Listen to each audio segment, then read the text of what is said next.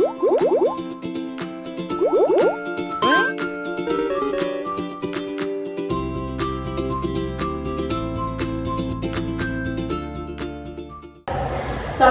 warahmatullahi wabarakatuh. Halo semuanya, kembali lagi di podcast Ruang Aman Sehat. Kenalin, saya Cendekia Praviana selaku host di acara podcast hari ini. Di sini saya tentu tidak sendiri, saya ditemani oleh salah satu mahasiswa dari Universitas Gajah Mada. Halo kakak, boleh kenal dulu gak nih? Ini dengan kakak siapa? Boleh. Halo semuanya, kenalin saya Kaisar Pusani, saya dari Universitas Gajah Mada, saya dari Fakultas Ilmu Kesehatan, Program Studi Ilmu Keperawatan.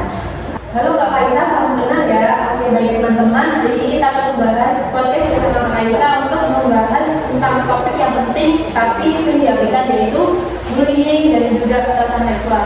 Simak terus podcast kita berdua sampai akhir ya. Oke Kak, kita akan membahas tentang bullying dan juga kekerasan seksual nih.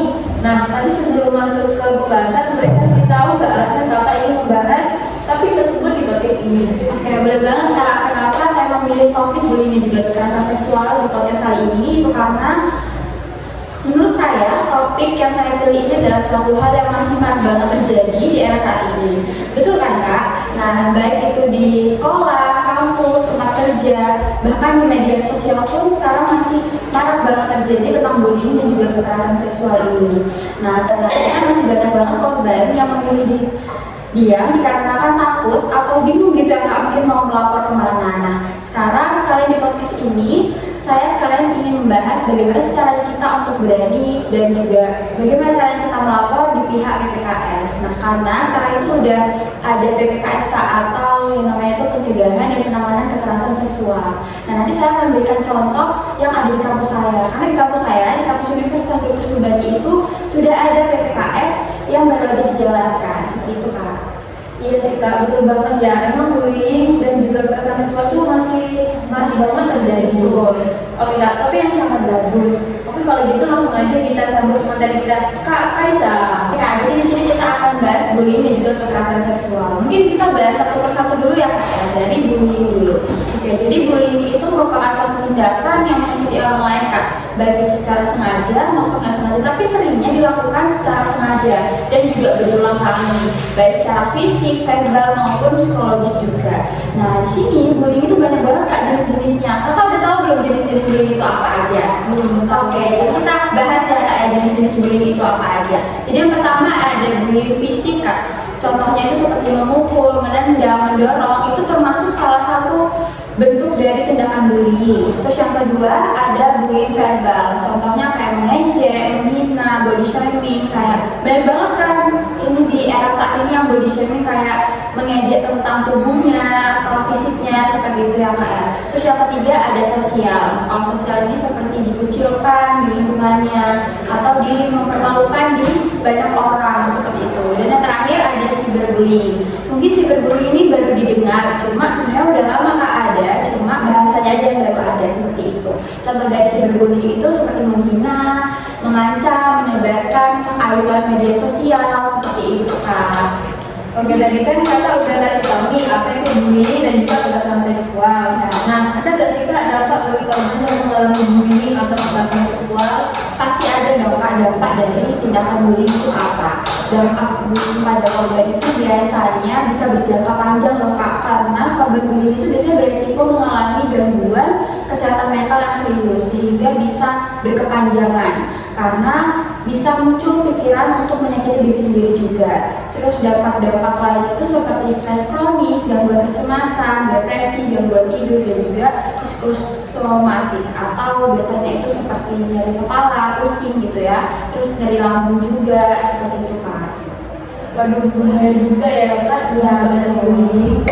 Kalau kekerasan seksual itu apa Kak? Dan apa saja bentuk dari kekerasan seksual? Oke, sekarang kita bahas yang kekerasan seksual ya Kak ya. Jadi kalau kekerasan seksual itu merupakan bentuk tindakan seksual tanpa persetujuan dari korban seperti itu, baik secara fisik maupun non fisik. Jadi kekerasan seksual itu nggak hanya fisik aja Kak, tapi juga bisa secara non fisik. Nah, biasanya kekerasan seksual itu banyak banget Kak bentuknya. Bentuknya itu ada beberapa macam. Yang pertama seperti pelecehan verbal yang bernuansa seksual. Yang kedua sentuhan fisik tanpa izin. Yang yang ketiga, pemaksaan hubungan seksual. Yang keempat, eksploitasi seksual. Dan yang kelima, kekerasan berbasis gender online atau singkatannya itu KBG online, seperti itu Kakak. Oh, jadi ternyata banyak ya Kak, bentuk macam-macam. Iya, banget. Nah, jadi nggak hanya bullying aja loh Kak yang ada dampaknya, tapi kekerasan seksual juga ada dampaknya.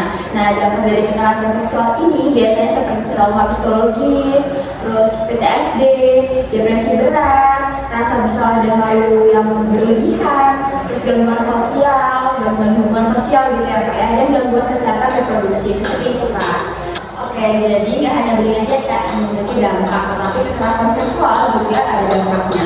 Nah, dampak dari kekerasan seksual itu seperti trauma psikologis, PTSD, depresi berat, terus rasa bersalah dan malu yang berlebihan, gangguan hubungan sosial, dan juga gangguan kesehatan reproduksi juga.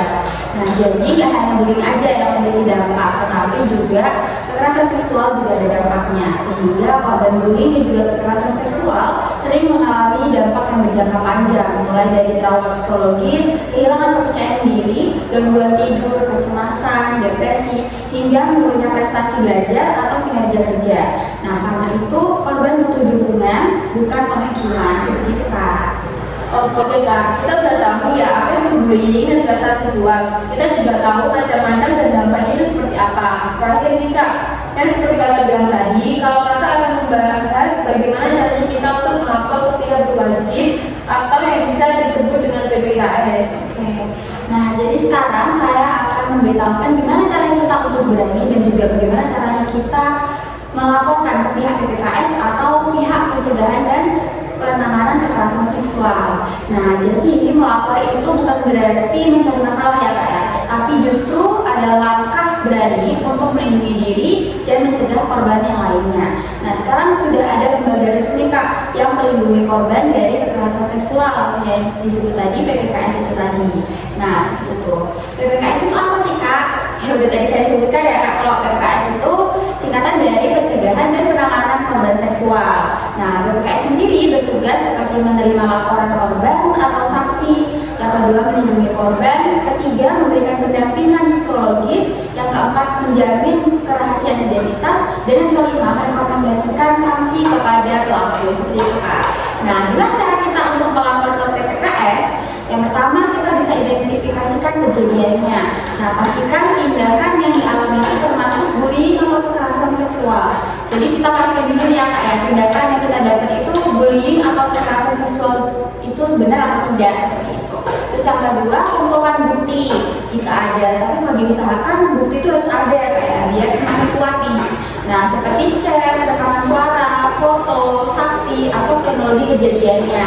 Nah, terus yang ketiga, hubungi pihak PPKS, bisa melalui email resmi PPKS, website kampus, hotline pengaduan, dan atau bisa juga datang langsung ke kesekretariatan PPKS di kampus Kak, seperti itu. Nah, setelah itu langkah selanjutnya kita bisa laporan bersifat rahasia, di mana identitas korban itu nantinya akan dilindungi dan tidak disebarluaskan, seperti itu. Dan yang terakhir yaitu pendampingan korban, di mana korban berhak mendapatkan pendamping psikologis dari pihak PPKS, hukum dan juga akademik, seperti itu Kak. Caranya kita untuk melapor apabila kita mendapatkan tindakan bullying atau kekerasan seksual ke PPKS, seperti itu. Nah, Kakak Isa udah kasih tahu nih caranya melapor ke pihak PPKS atau pihak pencegahan dan penanganan kekerasan seksual. Jadi, buat Kakak yang sudah mengalami atau pernah mengalami bullying dan kekerasan seksual, Ya, jadi ingat, kamu tidak sendirian, kamu berhak aman, dihargai, dan didengarkan. Berani melapor adalah bentuk keberanian, bukan kelemahan. semoga episode ini bisa membuka wawasan dan menunjukkan keberanian untuk bersama. Sampai jumpa di podcast berikutnya. Terima kasih.